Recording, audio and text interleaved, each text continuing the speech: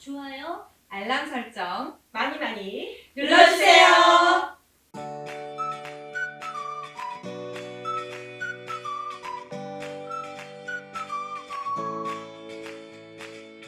안녕하세요. 화장품을 생각하는 방송 화생방의 문을 활짝 열겠습니다. 부산 녹색소비자연대 조일항입니다. 화장품 비평가 최지연입니다. 지연님, 오늘도 어떤 내용을 갖고 오셨는지 기대가 정말 큰데요. 예. 직접 소개시켜 주시겠어요? 예, 오늘 말씀드릴 주제는 미네랄 오일은 석유 찌꺼기다 라는 주장에 대해서입니다.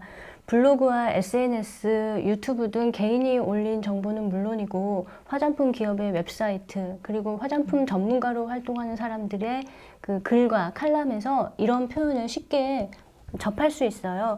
과연 이 표현이 옳은지 여러 공신력 있는 문헌과 그 자료에 입각해서 말씀드리려고 합니다. 네, 미네랄 오일이 석유 찌꺼기다. 이 말만 들으니까 무서운데요. 네. 저는 전문가가 아니라서 화장품의 성분에 대해서는 잘 모르지만 그래도 미네랄 오일에 대해서 들어본 적은 있어요. 네. 이것이 광물 오일이고 베이비 오일의 주 성분이다. 이렇게 알고 있습니다. 네, 잘 알고 계시네요. 맞습니다. 미네랄 오일은 원유에서 유래한 광물성 오일이에요. 그리고 우리가 잘 알고 있는 그 유명한 베이비 오일의 주 성분입니다. 저도 어릴 적에 베이비 오일을 바르면서 자랐고 또 성인이 된 이후에도 샤워 후에 바르는 바디 오일도 자주 이용하고 있어요. 가격도 저렴하고 또 무엇보다도 과학자들이 세상에서 가장 안전하고 순한 오일이다 라고 말할 정도로 피부 자극이 없는 것이 특징이에요. 과학자들이 세상에서 가장 안전하고 순한 오일이라고 불렀다고 하셨는데 그럼 왜 석유 찌꺼기라는 말을 듣게 되었을까요?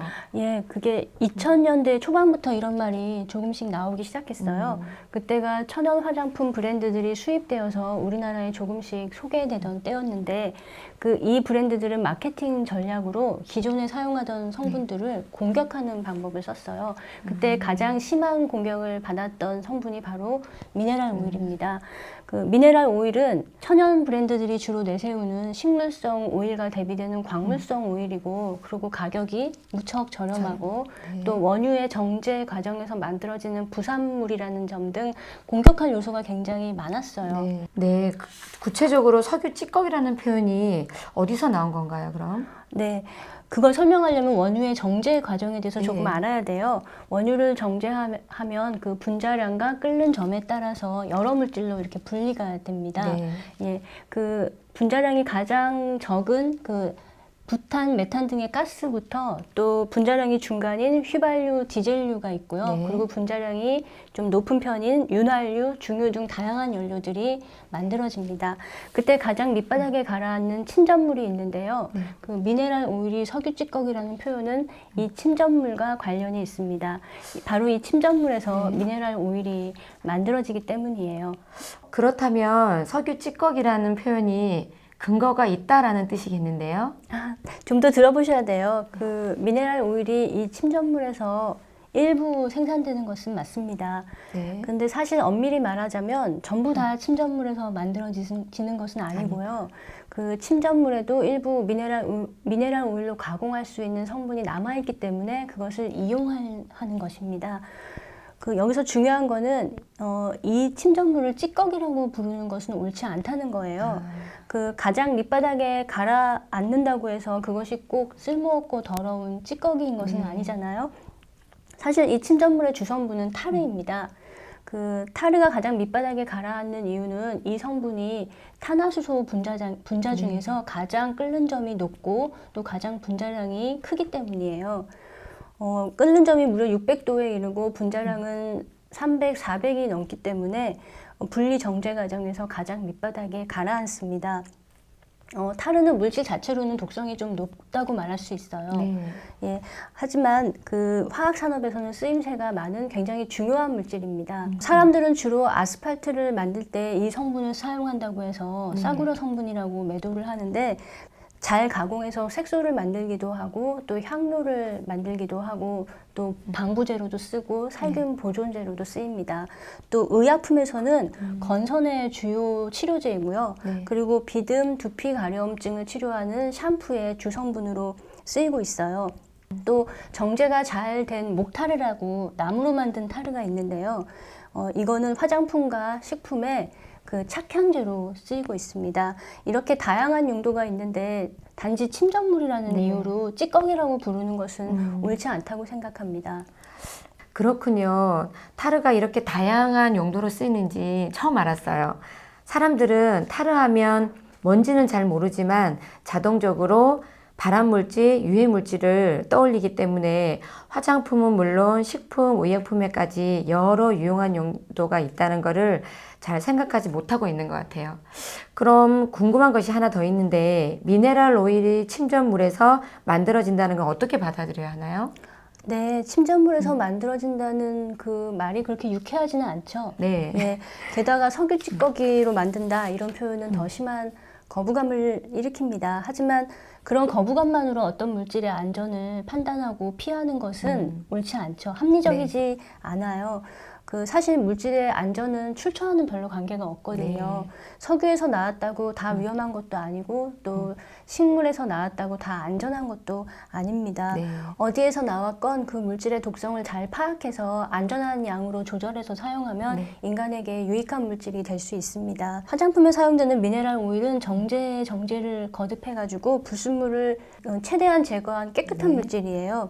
제가 아까 과학자들이 세상에서 가장 순하고 안전한 오일이라고 부른다고 말씀드렸죠. 그 말 그대로입니다. 보통 오일은 식물성 오일이 가장 순하다고 알려져 있는데 사실 식물성 오일에는 그 여러 지방산도 있고 그리고 향기 분자도 있고 또 색소도 있기 때문에 일부 아주 예민한 피부에는 접촉성 피부염이나 알레르기를 일으킬 여지가 있어요. 그런데 미네랄 오일은 정말 아무것도 없어요. 그 안에 탄소와 수소밖에 없는 그 무색, 무미, 무취의 아주 단순한 물질이기 때문에 알레르기를 일으킬 여지가 훨씬 더 낮습니다. 독일 연방위해평가원의 자료를 보면은 8만 명을 대상으로 피부 감작성 테스트를 했는데 그 8만 명 중에 알레르기를 나타낸 사람은 단 한 사람도 없는 걸로 나타났어요. 그렇게 안전하기 때문에 그 가장 그 연약한 피부를 가진 아기들을 위한 베이비 오일의 주성분으로 쓰일 수 있는 것입니다. 네. 그런데 제가 이런 말도 들어봤거든요. 미네랄 오일에 등급이 있다. 불순물이 없는 좋은 등급도 있지만 불순물이 많은 등급도 있다. 화장품에 어떤 등급을 사용하는지 알 수 없기 때문에 위험하다. 이런 말을 들었거든요. 예, 근데 그건 사실이 아니에요. 네, 미네랄 오일은 화장품법에 화장품 원료 규격 가이드라인에 엄격하게 원료의 순도와 규격이 정해져 있어요. 이 규격은 대한민국 약전의 규격과 동일하고요. 그리고 식품 첨가물 공전의 규격과도 동일합니다. 다시 말해서 의약품 규격 그리고 식품 첨가물 규격과 동일한 규격의 미네랄 오일만 화장품에 쓰인다는 뜻이에요. 그 원료 회사들이 원료를 공급할 때 의약품 규격, 식품 첨가물 규격을 다 받아서 증빙 자료와 함께 원료를 공급하기 때문에 불순물이 많은 저질의 미네랄 오일은 화장품에 쓰일 수가 없습니다. 네. 그래도 등급이 나쁜 것을 몰래 넣을 수 있지 않을까요? 네, 화장품 회사들이 못된 마음을 넣고 일부러 넣을 수도 있겠죠. 하지만 그렇게 하려면 출시 전에 반드시 거쳐야 하는 품질 검사가 있는데 그 결과를 조작해야 하고요. 그리고 식약처의 단속에서 걸릴 수도 있고요. 그리고 수많은 부작용 케이스가 보고되면서 사회적으로 문제가 될 수도 있습니다. 이런 위험을 감수하면서 굳이 그 나쁜 미네랄 오일을 쓸 회사가 과연 있을까요? 네.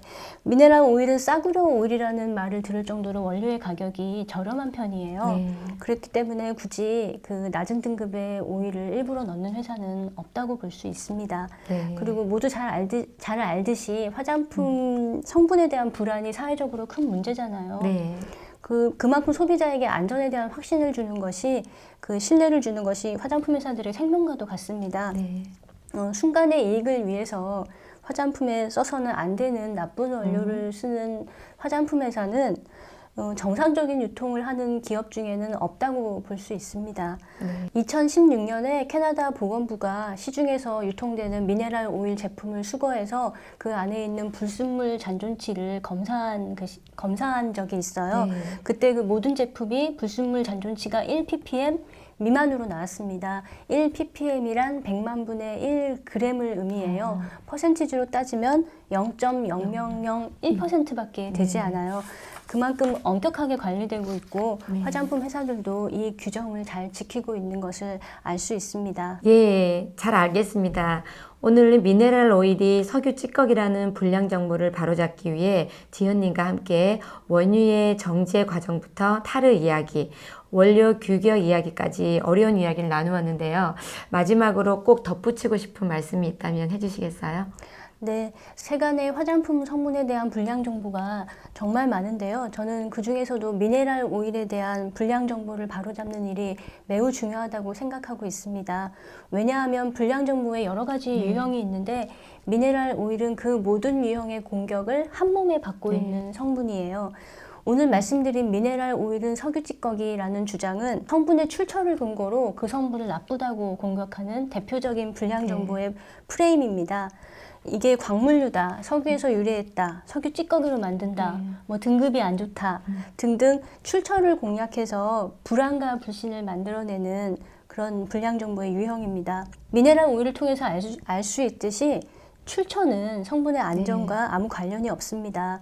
원유에서도 이렇게 안전하고 순한 오일이 나올 수 있다는 것을 미네랄 오일이 보여주고 있어요. 그러니까 앞으로도 출처를 이유로 어떤 성분이 나쁘다, 뭐 안전하지 않다 이런 정보를 만난다면은 여러분들은 그냥 조용히 무시하시기 바랍니다. 미네랄 오일에 대한 불량 정보는 이것 외에도 너무나 많기 때문에 앞으로도 틈틈이 여러분에게 기회가 될 때마다 말씀드리도록 하겠습니다. 예, 지연님 오늘 어려운 얘기 해주시느라 수고하셨습니다. 우리 화생방을 통해서 미네랄 오일에 대한 불량 정보가 꼭 바로 잡혀지길 기원합니다. 여러분들 응원의 의미로 구독, 좋아요 꼭 눌러주세요. 그럼 다음 시간에 뵙겠습니다. 감사합니다. 감사합니다.